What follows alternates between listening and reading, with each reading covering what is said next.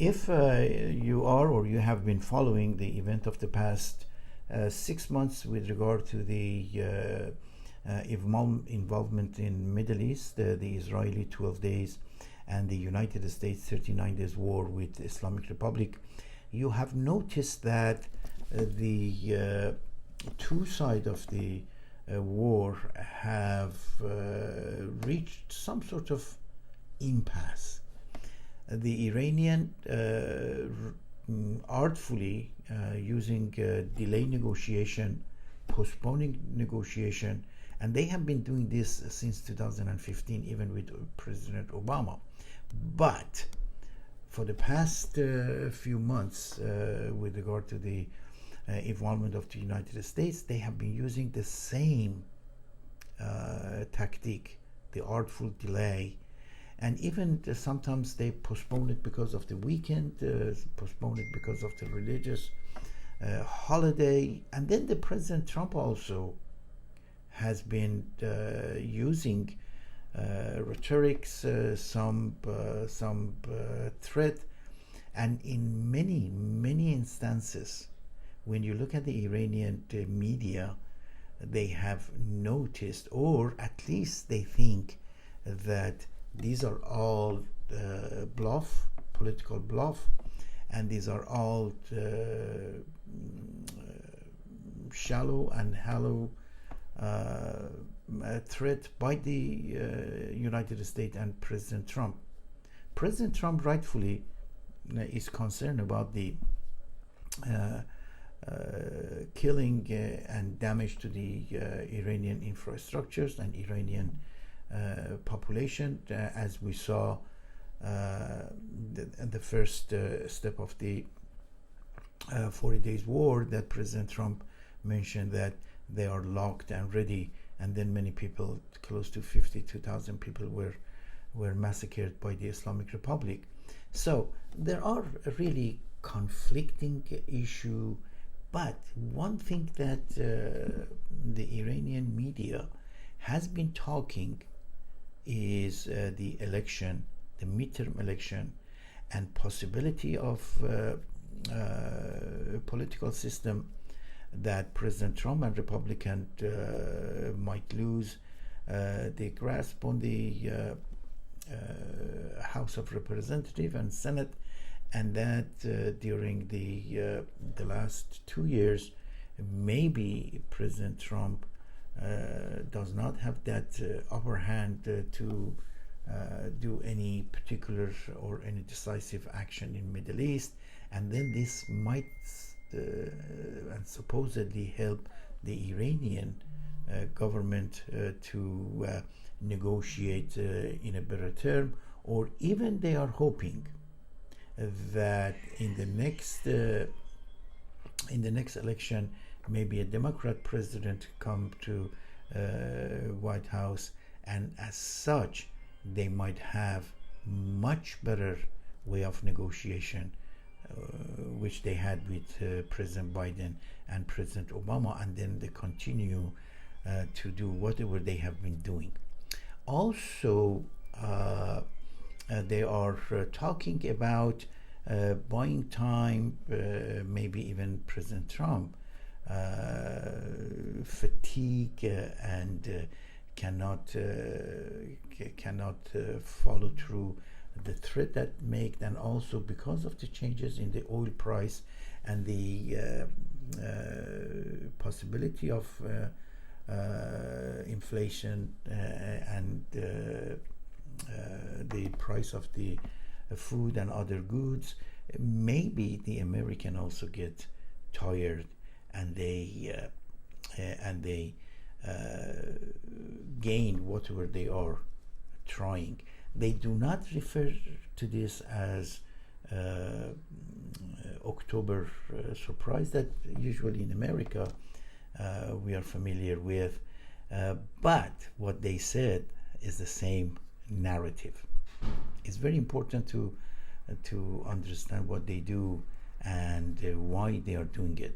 In fact, in one occasion, the former Secretary of State Pompeo said something in this regard, and in August 11, Victor Hansen, that I respect a lot, also mentioned the October surprise, and he referred to Battle of Bulge by Hitler. It's very important in a number of the occasion. Many authoritarian, many dictators have committed some sort of unusual military activity out of their norm of the possibility and their capability, and started a huge offensive. Sometimes you call it gasp offensive, in order to create some sort of confusion, or even maybe some military success, and changing the results of the war. The Hitler Battle of Bulge and Ardennes is one of them, that he, out of his capability, used hundreds of thousands of his military and his military might to fight with the ally, and really they set up to defeat. However, that war results in a disastrous defeat by the Hitler. During the course of the history, there has been a number of the other war and other attack that has been used as a surprise attack, and is the kind of parallel to what the IRGC doing it, and maybe we can come up with some sort of finality, and do a discussion whether they are going to be successful, and what are the reasons that they might not be successful.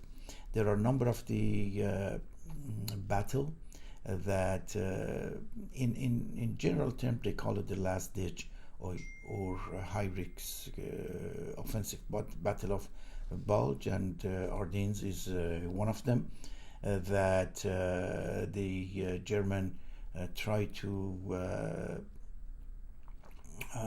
cross through almost 40 miles with 100,000 of the troop and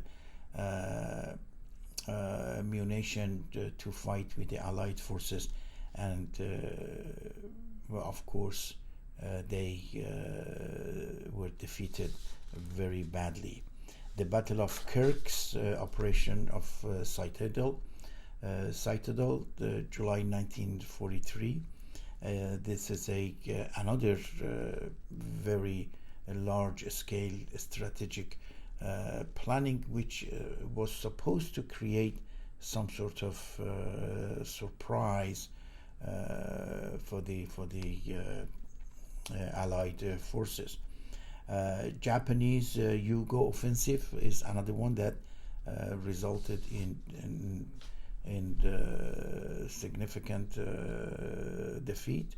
The TET offensive in Vietnam in February of '68, which also was a surprise attack, but resulted in a very, very horrendous defeat, with number of the military from both sides get killed. Operation of Mars in 1942 is another of these surprises. But there are some other surprise attacks that were successful. So that's the point I'm trying to draw some parallel and adding to Mr. Hansen conversation and neat discussion that he did, that in May of 1940, the Fall Gelb, the Battle of France, was successful in favor of the Germany. Manstein Kharkov counteroffensive, February of 1943, was a surprise, but the results was in the favor and resulted in some win for the German and Russian in that area. Icon landing, September of 1950, was another surprise, which resulted in successful operation. So the fact is, there are a number of these surprises that were defeated, and there are a number of the surprises were successful. But one thing that is important, many of this surprise battle was for a territorial and land occupation. So they were fighting for the country. The IRGC and the Islamic Republic are not fighting to gain lands. So as such, even comparing to the World War II and all the examples that I've mentioned, the IRGC has not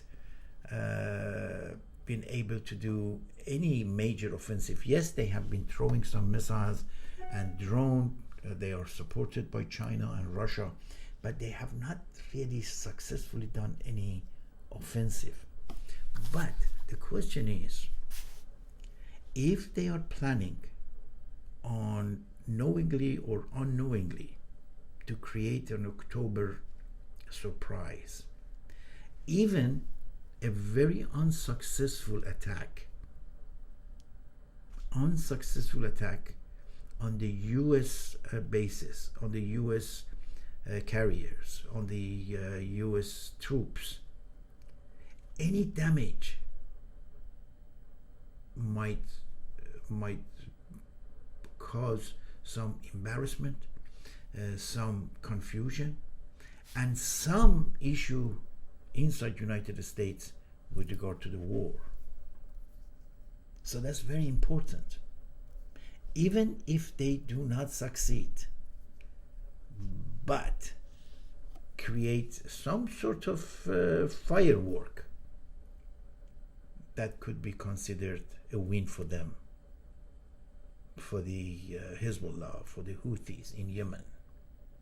So, although the October surprise is not something that the Islamic Republic should count on, but the United States might be aware, and President Trump might be aware.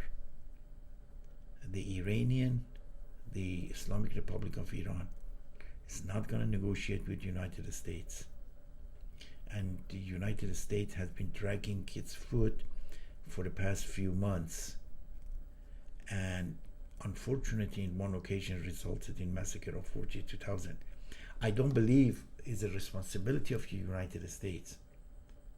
However, the Iranians are ready to go and fight, but they are empty-handed and they need support, and that's the reason they pour into the street.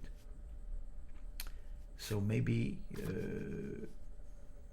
is imperative for United States and the West to include human rights and the rights of the Iranian people into equation of their memorandum of understanding, or in their negotiation with a very unusual adversary like IRGC.